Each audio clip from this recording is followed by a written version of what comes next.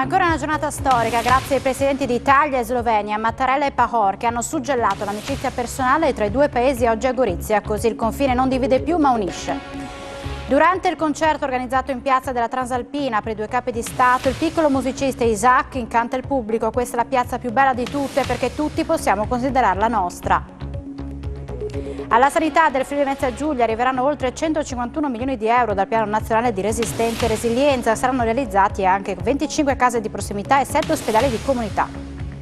Il gruppo Danieli di Butrio punta a portare in 2 anni il fatturato a 4 miliardi, non solo acciaio, però presentato oggi anche un progetto per la riqualificazione dell'ex Dormish a Udine, qui anche la sede dell'ITS.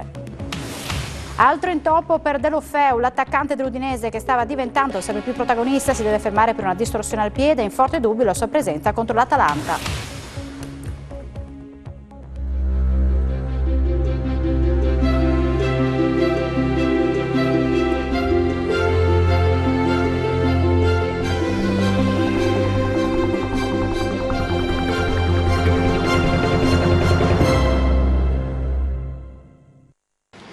Poco più di un anno fa, il 100° anniversario del rogo del Narodny Dom, ci ha offerto l'occasione, malgrado il perdurare della pandemia, di vederci a Trieste.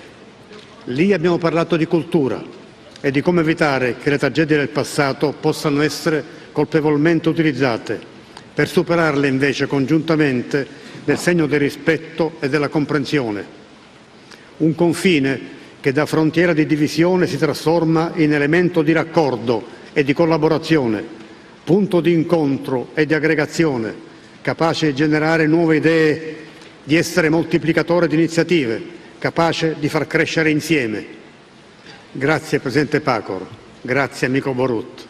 Benvenuti nella nostra città e sulla nostra piazza transfrontaliera. Ti trg je najlepši, ker mu lahko vsi rečemo da je naš. Questa piazza è la più bella, perché tutti possiamo considerarla nostra. Dobrodošli naši čezmejni evropski prestolnici kulture.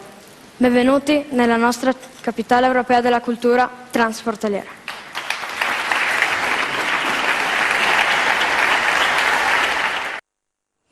Buonasera, abbiamo deciso di aprire questo telegiornale con le parole di Isaac, il bambino sloveno che rappresenta l'unione tra Nova Gorica e Gorizia, e quelle del Presidente della Repubblica, Sergio Mattarella, a sancire una giornata storica. In piazza della Transalpina i due presidenti di Italia e di Slovenia, Sergio Mattarella e Borut Pahor, hanno suggellato la vicinanza tra i due paesi e la loro personale amicizia in vista del 2025, quando le due città saranno capitali europee della cultura. Una visita terminata nella piazza che più di tutto è stata simbolo di divisione ed ora è simbolo di unione. Incentrati, come detto, sull'Europa e sul futuro, i discorsi dei due presidenti e dei due sindaci Ziberna e Miklavic, con la speranza per Pahor che il percorso insieme a Mattarella possa continuare. Parlano di Europa e di futuro, Sergio e Borut, due vecchi amici che in piazza si incontrano a un anno dall'ultima volta che si sono stretti la mano. Un incontro comune, solo che Sergio e Borut sono i due presidenti d'Italia e di Slovenia, Mattarella e Pahor, e la piazza dove si incontrano è Piazza della Transalpina, cuore della fratellanza tra Gorizia e Nova Gorica, prossime capitali della cultura del 2025. I due presidenti hanno deciso di suggellare la nomina congiunta delle due città incontrandosi proprio sul confine, dove Pahor ha consegnato a Mattarella la più alta onorificenza slovena prima di augurare buona fortuna a Gorizia e Nova Gorica per il 2025. Una visita, quella dei due presidenti, cominciata a Salcano, sul ponte che unisce le due sponde dell'Isonzo, altro simbolo di unione. Poi a Gorizia, dopo i discorsi e i saluti reciproci, i due hanno assistito al concerto organizzato dal Comitato di Go 2025, aperto dalle parole di Isaac, figlio dell'unione tra Gorizia e Nova Gorica. Dobrodošli naši čezmejni evropski prestolnici kulture. Benvenuti nella nostra capitale europea della cultura transfrontaliera. Il presidente Mattarella nel suo intervento ha sottolineato la cultura delle due città, vetrine dell'autentico spirito europeo. Un confine che da frontiera di divisione si trasforma in elemento di raccordo e di collaborazione, punto di incontro e di aggregazione, capace di generare nuove idee, di essere moltiplicatore di iniziative, capace di far crescere insieme. Il processo di integrazione continentale non sarà infatti completo fino a quando i paesi dei Balcani occidentali non potranno condividere tutti la nostra stessa prospettiva. Per storia, per cultura, per valori, essi sono parte costitutiva dell'Europa, che è culla del loro passato e orizzonte del loro futuro. Oggi l'essere qui, insieme, a Gorizia e Nova Gorica, sottolinea come il cammino percorso sia stato fecondo di frutti di amicizia e di cooperazione. Nova Gorica e Gorizia, che con tanto calore ci accolgono, hanno dato vita a un'iniziativa di alto profilo sociale, culturale e politico. Un'iniziativa destinata a irrobustire ulteriormente quel sentimento di cittadinanza europea così importante per il futuro dei nostri popoli, dei nostri giovani e dell'intera Europa. È stata il cuore delle celebrazioni di questa partenza della capitale della cultura, i discorsi delle autorità partendo dal sindaco Rodolfo Ziberna che ha detto sì, noi ci siamo sempre, però non dimenticatevi di noi perché Gorizia è importante, vogliamo che i nostri giovani restino qua e costruiscano il loro futuro qua. Il sindaco invece, Kleman Miklavic, il sindaco di Nova Gorica, nel suo intervento ha ricordato l'importanza di allargare i confini europei anche agli altri paesi balcanici. Concetti questi ripresi anche dai due presidenti della Repubblica. Ascoltiamo nell'intervista le parole del presidente Borut Pahor che ha salutato il presidente Sergio Mattarella che sta concludendo il suo mandato sempre che non venga ovviamente rieletto. Presidente, oggi è una giornata speciale, lei ha detto a Basovizza abbiamo chiuso il passato, vogliamo costruire una storia condivisa, l'ha detto il Presidente Mattarella, lei ha detto qua costruiamo il futuro insieme. Sì, una giornata molto speciale per il Presidente Mattarella, il mio amico e anche per me. Dopo Basovizza e Trieste, oggi Gorizia, Nova Gorica, futuro europeo.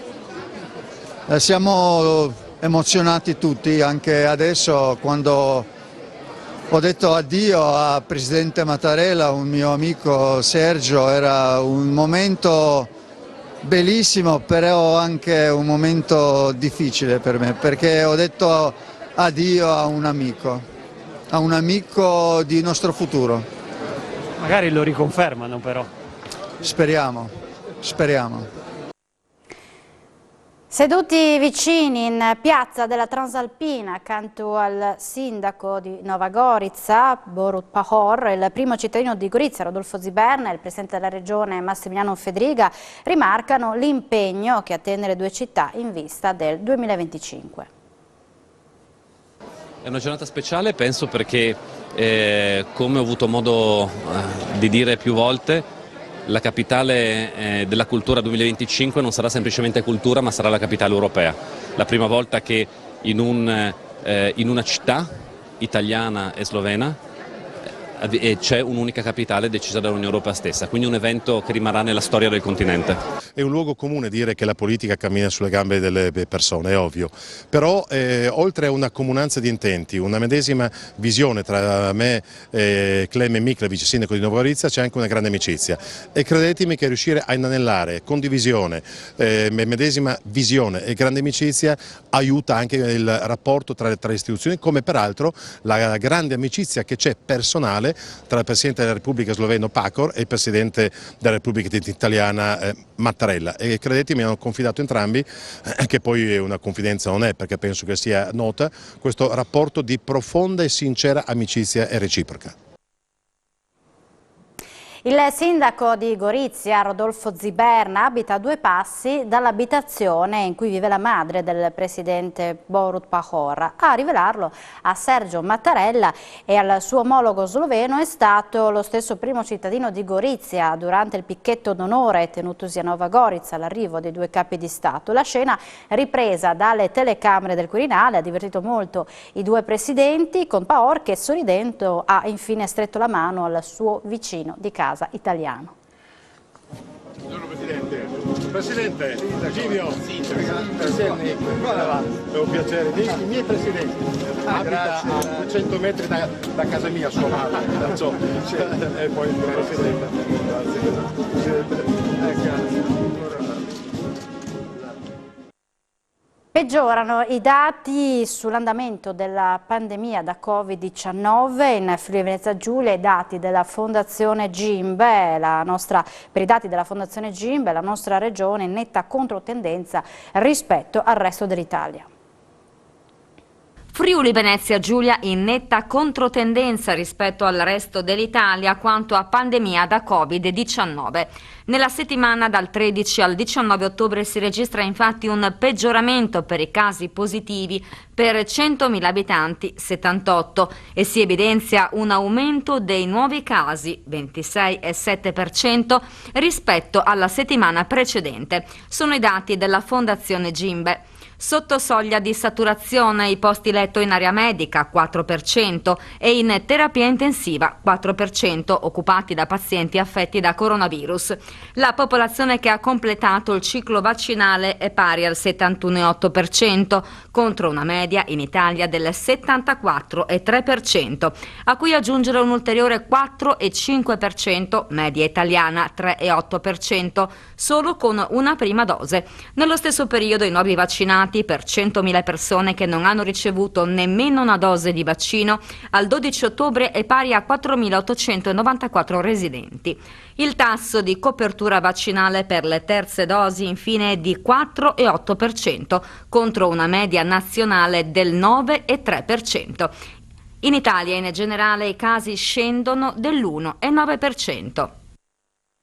E allora andiamo a vedere i dati dei contagi nella giornata odierna, nel nostro bollettino, dove sono verificati 2 decessi, una donna di 69 anni di Trieste, deceduta in ospedale, e un uomo di 63 anni di San Vito al Tagliamento, morto a casa. 149 nuovi casi su circa 5.000 tamponi molecolari e oltre 20.700 test rapidi. 5 positivi tra infermieri e medici, scendono a 6 pazienti di terapia intensiva, 54 quelli in altri reparti. In base alla norma approvata dal Parlamento che stabilisce l'assegnazione del 40% delle risorse complessive alle regioni del Sud, al Friuli Venezia Giulia sarà attribuito l'1,87% attraverso il Piano Nazionale di Ripresa e Resilienza. Il sistema sociosanitario del Friuli Venezia Giulia riceverà 151 milioni di euro che si affiancheranno alle risorse regionali già destinate agli investimenti in sanità e ai fondi per l'aggiornamento tecnologico. Ad annunciarlo è stato il vicegovernatore del Friuli Venezia Giulia, Riccardo Riccardi, durante la discussione in Consiglio regionale sull'assestamento di bilancio della regione, evidenziando che tra gli stanziamenti più rilevanti spiccano gli oltre 37,3 milioni di euro destinati alla realizzazione di 25 case di comunità e 18,6 milioni per la realizzazione di 7 ospedali di comunità. Riccardi ha anche confermato che l'assestamento di bilancio contiene un provvedimento che permetterà ai ragazzi e alle ragazze minorenni che partecipano a percorsi di alternanza scuola-lavoro che richiedono la loro presenza in azienda di godere dell'agevolazione per l'abbattimento totale del costo dei tamponi per il Covid-19.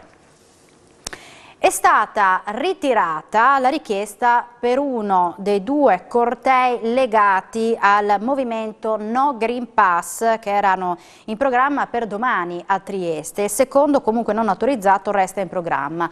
Il Presidente della Regione, Massimiliano Fedriga, attende i prossimi giorni che si annunciano comunque di proteste, anche in vista di sabato, quando a Trieste sono attese 20.000 persone, ma al Presidente in particolare non vanno giù alcune dichiarazioni dei manifestanti. Nei giorni scorsi chi si è vantato di aver causato un danno economico dice pagherà. Io come sempre detto sono disponibile al dialogo, però nel rispetto.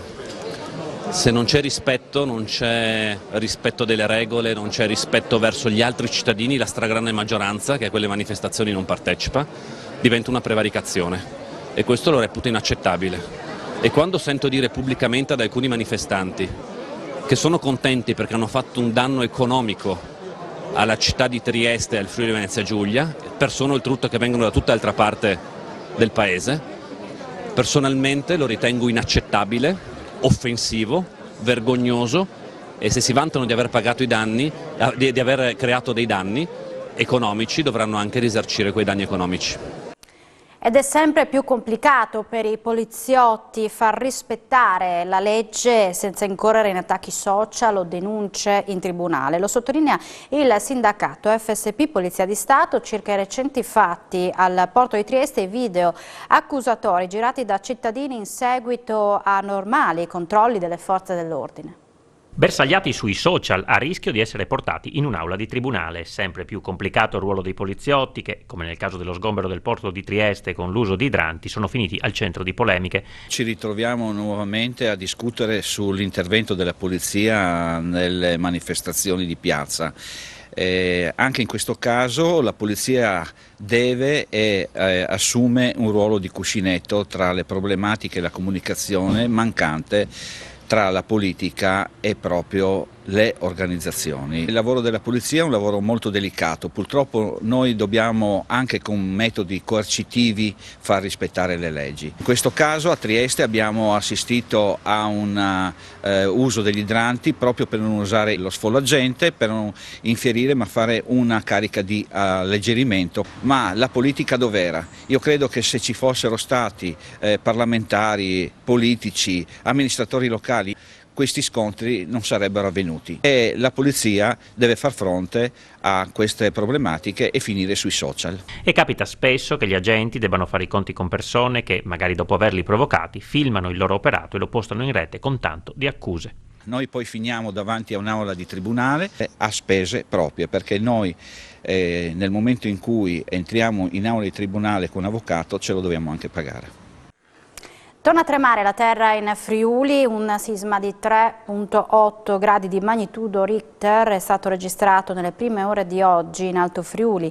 La scossa si è registrata alle 2,28 con epicentro a circa 1 chilometro ad est dell'abitato di Illeggio e una profondità di circa 12,7 km. Il terremoto ha svegliato diverse persone ed è stato avvertito da molti cittadini della zona, anche a diversi chilometri di distanza. Alle 4,30 è seguito un secondo movimento tellurico di magnitudo 2,1, profondità 8 km con epicentro a Moggio Udinese. Alle 7.03 un terzo sommovimento, questa volta di minore intensità 1,0, sempre con epicentro a Moggio. L'area in passato è stata colpita da diversi eventi sismici, il maggiore dei quali è avvenuto il 14 febbraio 2002 di magnitudo 4,9. In corrispondenza dell'area interessata all'evento di oggi, il 16 ottobre scorso, era stato registrato un evento di magnitudo 0,5. Rubava farmaci dalla casa di riposo dove lavorava come infermiere. È successo a Tarcento e l'uomo è stato denunciato dai carabinieri. Sottraeva farmaci e medicinali da una casa di riposo del Tarcentino. Per questo motivo un infermiere infedele, 32 anni, è stato denunciato per peculato dai carabinieri della stazione della Perla del Friuli.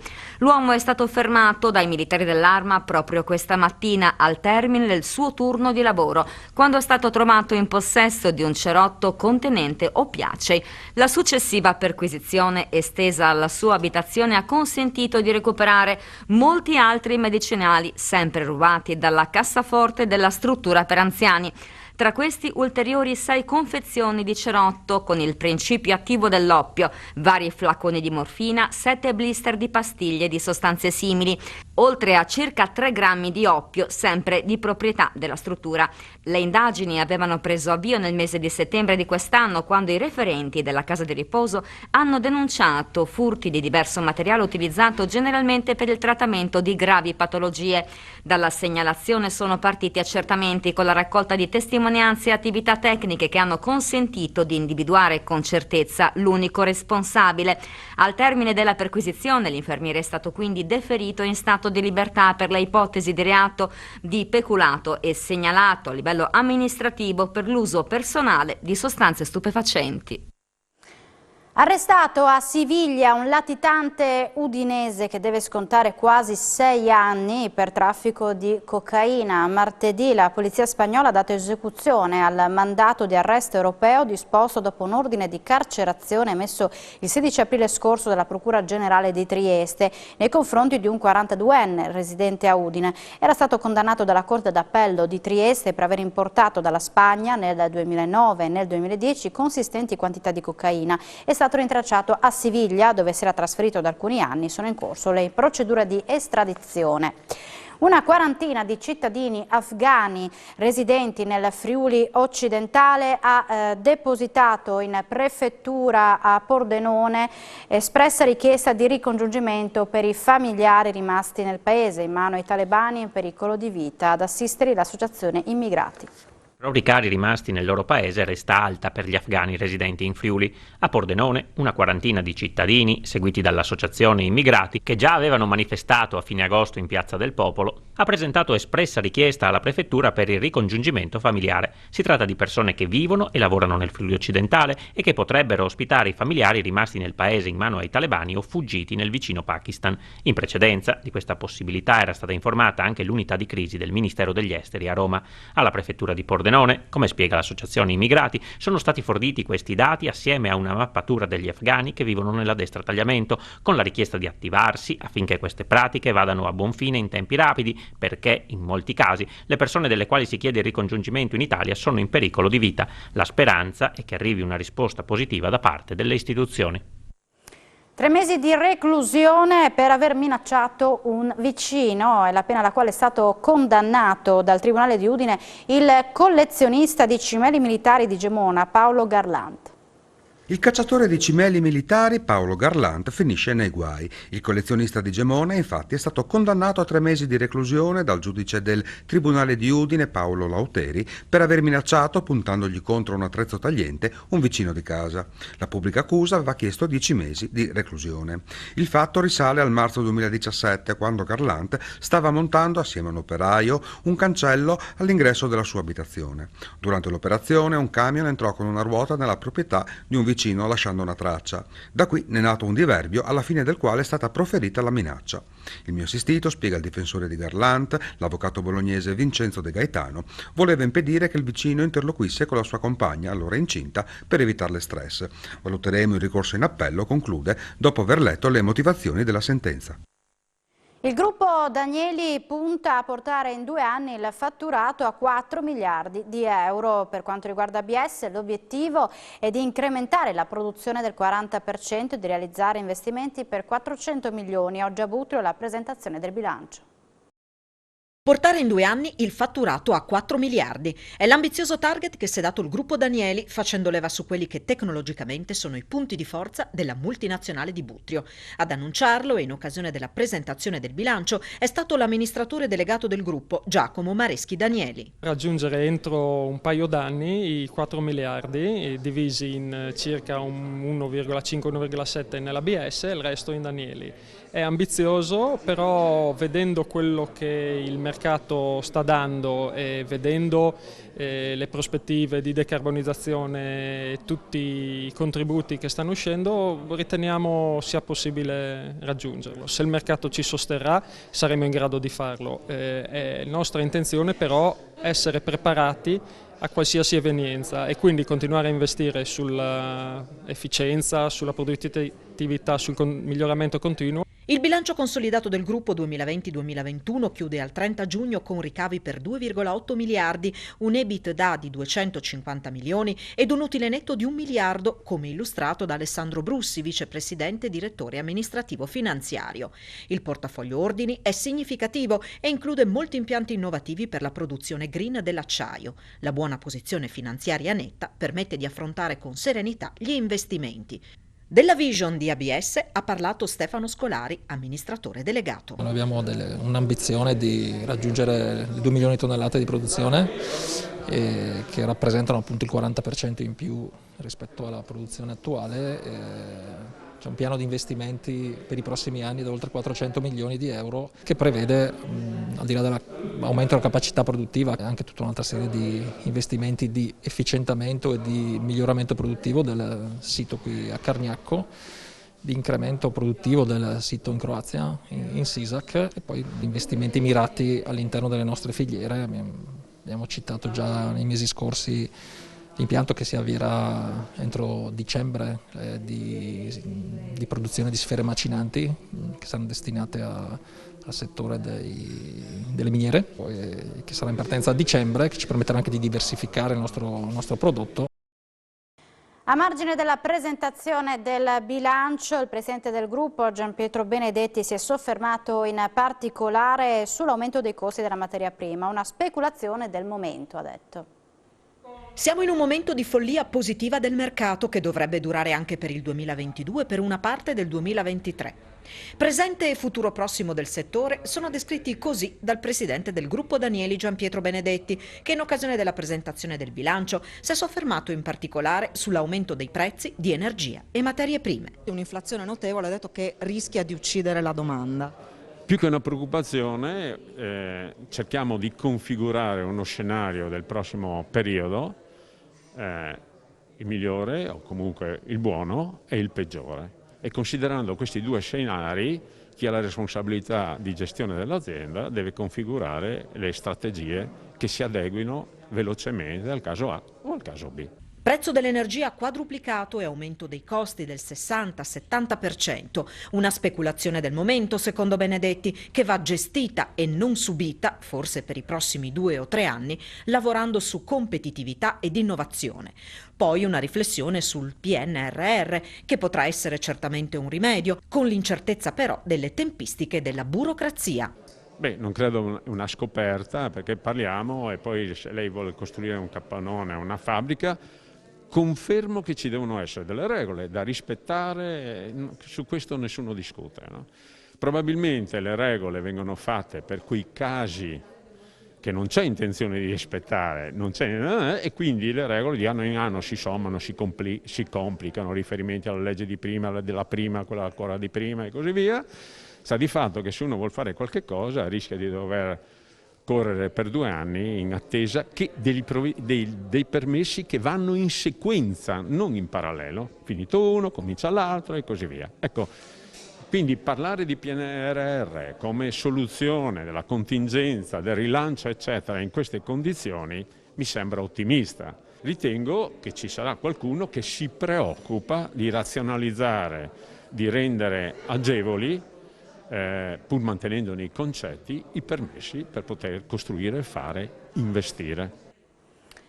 La sede dell'Istituto Tecnico Superiore Malignani, biblioteca, ristorante, auditorium, una piazza al coperto. Sono alcune realizzazioni previste dal progetto di riqualificazione dell'area ex Dormish di Udine, presentato oggi dal gruppo Danieli alla Giunta Comunale di Udine.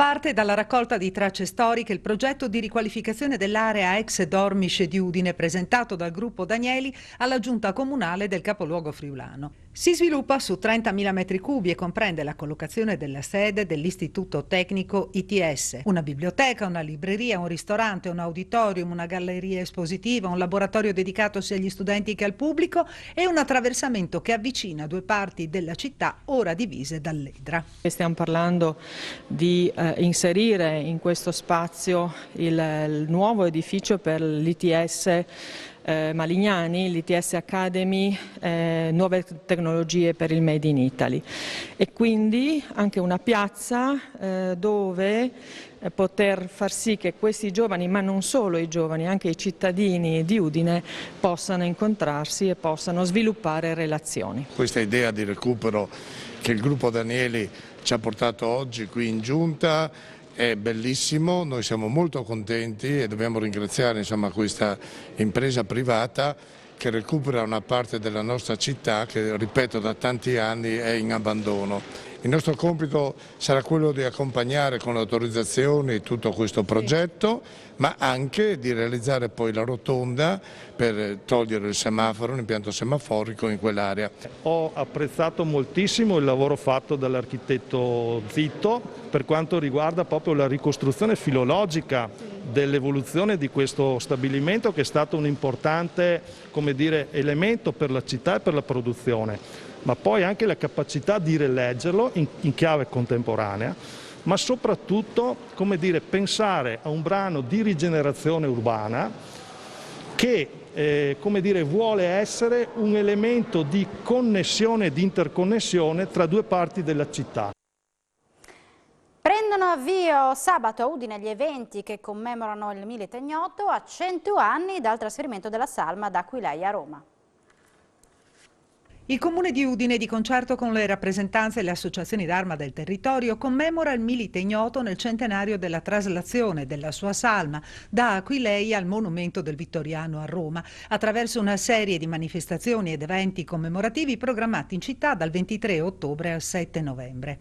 Le iniziative ripercorrono le stesse date dei fatti storici del 1921, quando transitarono a Udine, nei pressi della chiesa di Santa Maria in Castello, 7 delle 11 salme di soldati ignoti. È stato un grandissimo sforzo, direi meglio concorso, delle associazioni combattentistiche d'arma, i granatieri, i bersaglieri, i fanti, ecco. E poi anche delle rappresentanze dell'esercito che sono qui presenti nella nostra regione, quindi il 3° Genio Guastatori Caserma Berghins e il comando della Brigata Alpina Giulia via Sant'Agostino. Le iniziative prevedono incontri pubblici o presentazioni di libri, proiezioni, deposizioni di corone d'alloro, mostre, uno spettacolo teatrale, oltre alla staffetta della pace e il corteo di motociclette. Noi partiremo da Aquileia la mattina, andremo a Cervignano dove c'è il treno, poi da lì verremo a Udine, faremo una sosta a Basiliano perché lì il treno quella volta si fermò perché ebbe un problema e scese anche il re, dopodiché andiamo direttamente a Treviso perché il treno va fino lì perché deve fare rifornimento d'acqua e tutto. I bersaglieri in questa iniziativa sono organizzatori della cosiddetta staffetta Cremisi della Pace. Sì. Si tratta di 3 individui, 3 bersaglieri in congedo, in uniforme storica, 2 in carriola, la cosiddetta bicicletta storica, va bene, e un podista. Lo sport, altro intoppo per Gerard Deulofeu. L'attaccante dell'Udinese, che stava diventando sempre più protagonista, si deve fermare per una distorsione al piede. In forte dubbio la sua presenza contro l'Atalanta. Se ne parla tra poco a Sport FVG, spazio anche al basket con la UEB che ferma Eugenio Rotta per altri 2 anni e al ciclocross con il primo trofeo Bagolin a San Canzian di Sonzo. Noi siamo in chiusura, ma Sport FVG vi aspetta dopo la pubblicità. Buona serata con Telefriuli.